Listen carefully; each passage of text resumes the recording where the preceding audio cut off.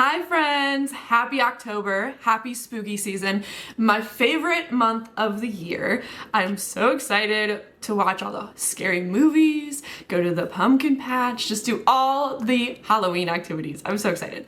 And that is the inspiration behind today's video. It's gonna be a vlog and I'm gonna be reading spooky horror coded books. So here they are right here. I'm gonna go through them, but last year I did attempt to read like a demonic possession book for the very first time, and that one was called Suburban Hell. This is my little Instagram. I pulled it up so you could see.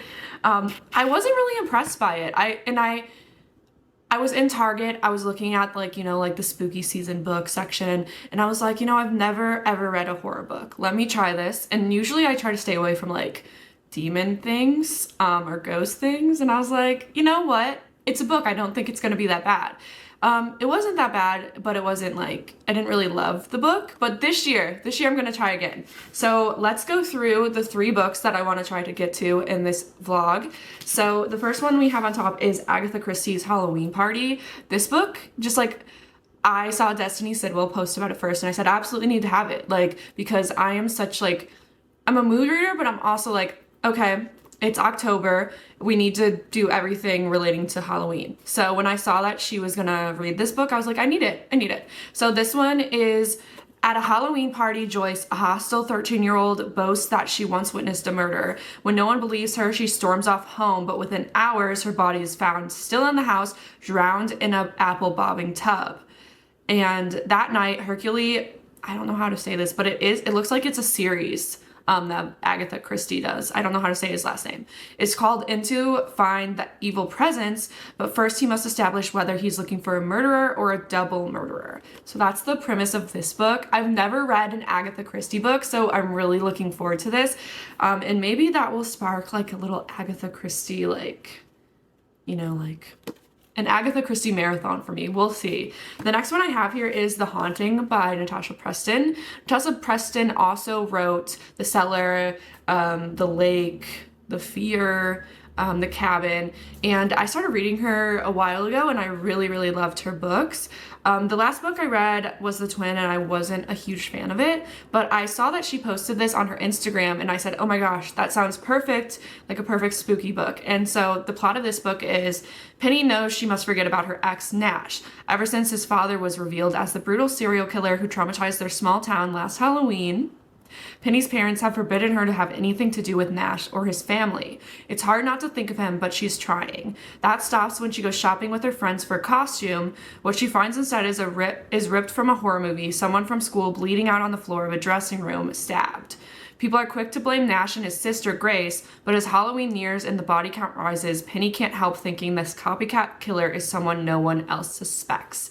And I read this, I said, yes, Halloween, let's go. So I really want to read this. I've always really liked her books, and they're really fast-paced. They're like young adult, and I always love her covers. All of her covers always have like some kind of flower detail on them, and this one looks really spooky. So I can't wait to read this one. But the one that I want to start with first, and I've been seeing this everywhere for like the past year, and I've been really intrigued by it. And I'm really excited about it. So this is How to Sell a Haunted House by Grady Hendrix. And another book by him that I really, really like have had my eye on is, I think it's called, I feel like I'm gonna get the title wrong, but it's like like a Southern Girl's Guide to Killing Vampires. I've been eyeing that for so long. Like I started looking at it when it was in like hardcover, and then now it's in paperback, and I'm like, you should get this book probably. But girl math, you pick it up and you're like, oh, I want to read this, you put it back down. But anyway, I've been really intrigued by this, and I'm excited to read one of his books since I've been eyeing that other one for a while.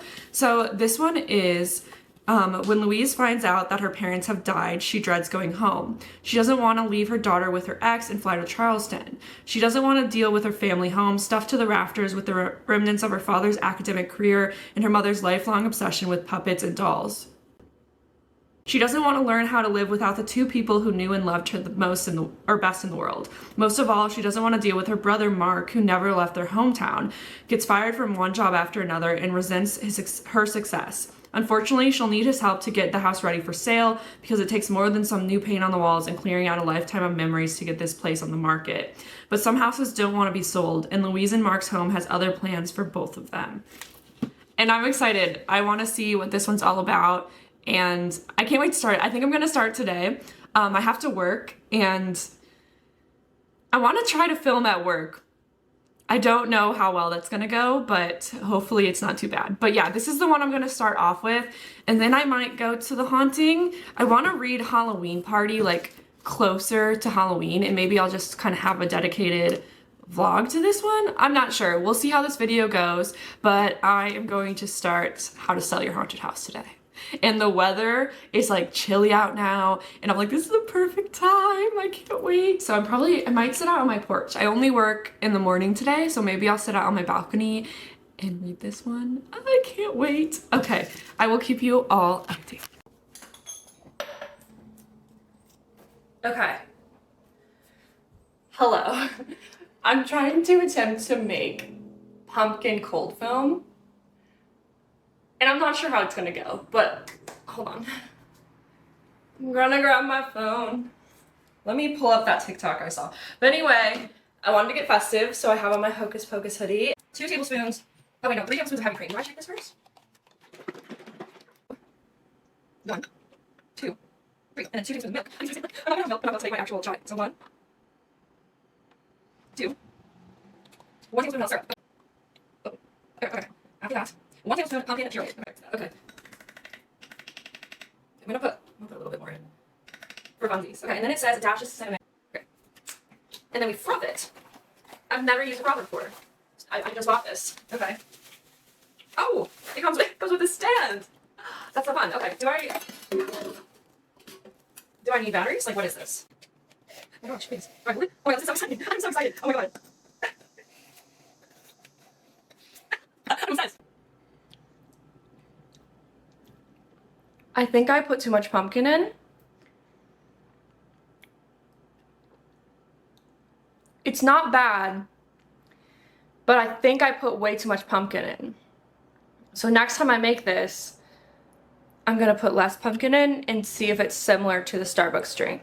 Let's get to the point of this video instead of me just spending my whole time, like, this is not a cooking channel, this is a book channel. But that was fun. That was a journey, and we took it together, and I'm gonna try it again with less pumpkin. But anyway, the point of this video is to read spooky books. So I'm going to start How to Sell a Haunted House today. I didn't start it at work like I said I was going to. We were just super busy, but I'm gonna go outside and I'm going to start this book. And I just hope I'm not disappointed, because I've just been, like, I don't know why, but I'm so excited to read this book, so I hope it doesn't disappoint me. Anyway, let's get reading.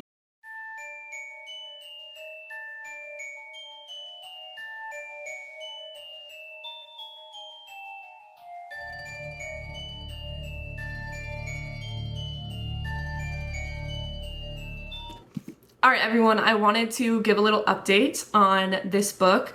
I am 40% into this book. I'm on page 175, and so far it's been very slow. And it's not to say like I'm not interested in it, because I'm like, I keep like reading it. I can't stop, because I'm like, okay, when's the crazy stuff gonna happen? So I did read the back of the book, like, because it was going a little bit slow paced for me, and everyone is saying it's like a horror comedy. And when I picked this up, like, based solely on the cover and the description, I thought it was going to be a little bit more spooky for Halloween, and so far it is giving horror comedy. And basically it's about this woman, her name's Louise, and her parents die in a car crash, so she has to go back home to, I believe it's South Carolina, and kind of deal with the estate and everything that their parents left behind. But also she has to deal with her brother, and her brother hate each other. And the other thing about the house is that it's filled with puppets. Her mom was a puppeteer, and the house is just filled with dolls and puppets, and there's a squirrel nativity scene that her mom made, and I'm waiting for the puppets to come alive. And finally I'm getting like a sense of that, and I'm about 200 pages in.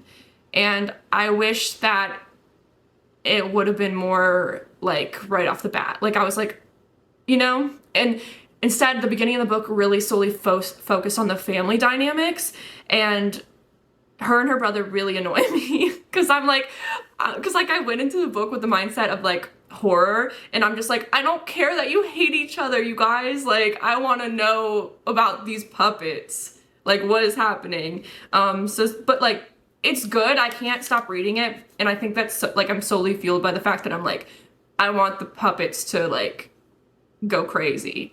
So yeah, I'm gonna continue reading, and hopefully more action happens. So yeah, let's do that.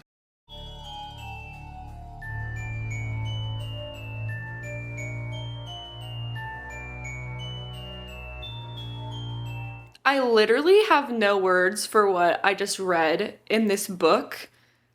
Like I don't want to say anything because I don't want to spoil it if you decide to read this book, but it was seriously crazy. And it was the second chapter after the bargaining, like the little like when it's like, oh, part 3 bargaining. And I was just sat there and I couldn't put it down, and I was just like, this is insane. Who thinks to write this? Because this is insane. And I really don't know. And it's kind of funny because I keep thinking, because the puppet in this book is called Pumpkin, and when I first read it, I pictured him as like a jack-o'-lantern. So still like in my brain, this puppet looks like, you know, in Animal Crossing, like during Halloween, the jack-o'-lantern character comes. That's like what this puppet looks like in my brain. But also kind of mixed with a clown, because like what it's supposed to be is supposed to be kind of like a clown, I think. But I just can't, like, the name throws me off. Pupkin, I keep thinking it's a pumpkin. I don't know. But that was a wild ride I just went on, and I had to take a break. I said that was a lot. I want to read more, but I have to let that sink. Like, that has to sink into my brain. But I really want to finish it because I need to know what happens now.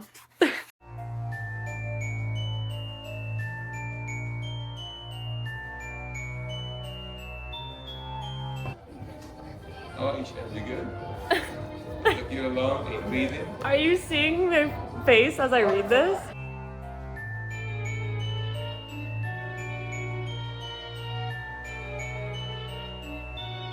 Okay, I look kind of insane, but I have to do an update on this book. I'm literally 80% done. I'm almost finished. But the last part of this book goes crazy because right now what is happening is insane, and I can't stop reading it. It's like, I'm reading it and I'm like it just goes hard, and I wish I could say stuff, but I feel like it's such spoilers and I can't do that to y'all.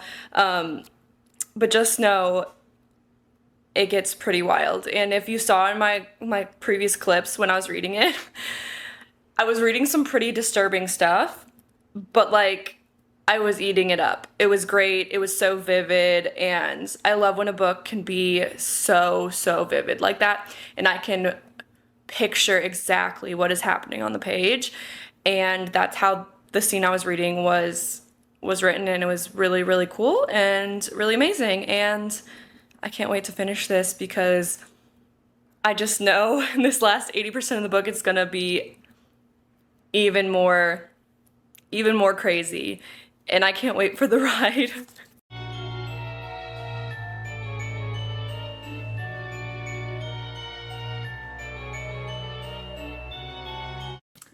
All right, I finished How to Sell a Haunted House, and this book, I want to talk to I just want to tell everyone what happened in this book, but I can't because that would ruin it for so many people. And I just I need someone who has read this book to talk to me about it, because the last part of this book goes hard. It goes so hard. It is crazy, and it's like, and I keep thinking about it. I finished this last night and I can't stop thinking about what happened the last, I want to say the last, like the last 40% of the book. So I do want to say that this book started off pretty slow and it was more talking about the family dynamic. Like Louise had to come over like back to Charleston and figure out how she was going to handle the house and her parents' death and how to deal with her brother, who she kind of like doesn't really like. They don't get along. And it was really boring because I was like, I don't care that they can't decide how to like deal with the family matters and they don't like each other. Like, give me the haunted house. And I was loving the crumbs that I was getting in the beginning, and then where was it when it kind of started to change? It started to change when we got to the bargaining section.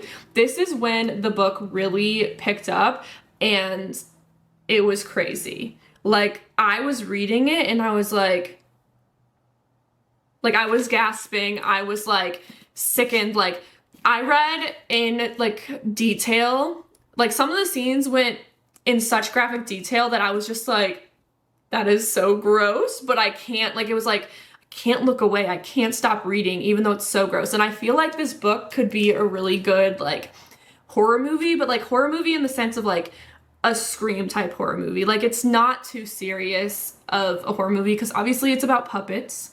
So I think it could be super fun. I gave this a 4-star, and it wasn't because like overall it was like an amazing book. I simply gave it a 4-star because the last part of the book was so good. And like, again, can't stop thinking about it. And that's simply why I gave it a 4-star, because I can't stop thinking about it. But again, the beginning was slow. And I was like, in my head, I was like, oh, it's gonna be like a 3. Like, it was good, but not great. But it's a 4 because I can't stop thinking about it. I want to talk about it. So if you have read this book, please let me know how you feel, because I can't stop thinking about it in my brain. And I think I'm gonna think about it for a minute until someone I know reads it and I can talk to them about it, because it's great. Thank you guys so much for watching this vlog. I had a lot of fun reading this book because I'm not used to reading kind of horror type books. This one wasn't super scary, but it kind of opened up a little bit of a new genre for me, and I might want to explore it. So we will see if I will pick up any more of Grady Hendrix books in the future. I think I really want to, because I did enjoy this one. But thank you guys so much for watching this vlog. I will see you all in my next video when I read more spooky reads for the month of October.